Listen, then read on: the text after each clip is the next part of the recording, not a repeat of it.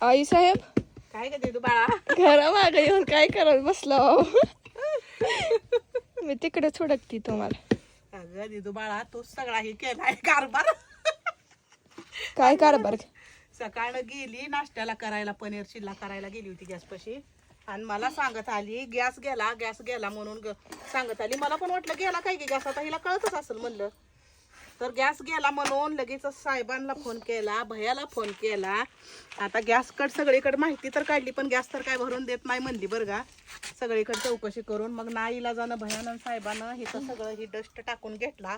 जेवढं मला बसायचंय तेवढं सगळी खाली दगड होती म्हणून असं मऊ जागा करून दिली. जळण आणून टाकलं, चूल आणून ठेवली आणि मला म्हणती पनीर चिल्ला होतोय तर का बघती म्हणली. थोडा थोडा गॅस बारीक चालत होता म्हणून मला वाटलं गेला गाई.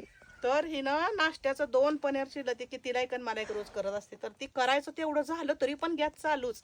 हिनं गेलाय म्हणल्यावर मला पण वाटलं आता गेलाच असेल गॅस, म्हणून मी पण जातोच आता म्हणून तर आता बाहेरच आणि करायला म्हणलं आता लागतं. एवढं मेहनत केली साहेबांनी भयानं, तर म्हणून म्हणलं हिथंच करते मी, तू भाज्या कर म्हणलात.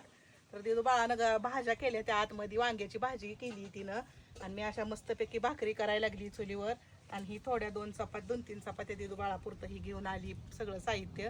तर कणिक मळून चपात्या बी करायच्या त्या. तर अशा मस्तपैकी चुलीवरच्या भाकरी केल्या त्या वर्गाला भारी वाटागले बरं मला बाहेर भाकरी करून. तर बघा ह्या चुलीवर भाकरी कशा मस्त टम फुगते त्या नुसत्या खरं मग मी आणि पांढऱ्या शुभ्र. तर साहेबांना जेवायला वाढाता भयाला नाही. तर कशा भाकरी चुलीवर वाटते त्या कमेंट मध्ये सांगा. तर या जेवायला भाकरी खायला चुलीवरच्या.